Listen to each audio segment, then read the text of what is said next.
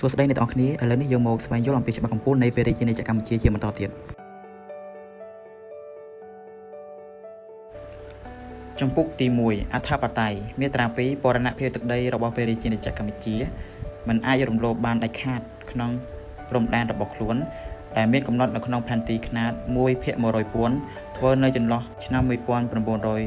ដល់ឆ្នាំ 1953 ហើយដែលទៅទទួលស្គាល់ជាអន្តរជាតិនៅចន្លោះឆ្នាំ 1963 ដល់ឆ្នាំ 1969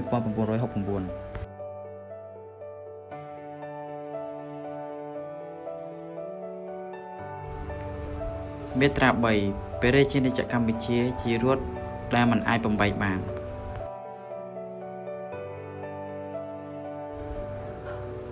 មាត្រា4បាវចនានៃព្រះរាជាណាចក្រកម្ពុជាគឺជាតិសាសនាព្រះមហាក្សត្រមាត្រា5ភាសានិងអក្សរដែលប្រើជាផ្លូវការគឺភាសានិងអក្សរខ្មែរ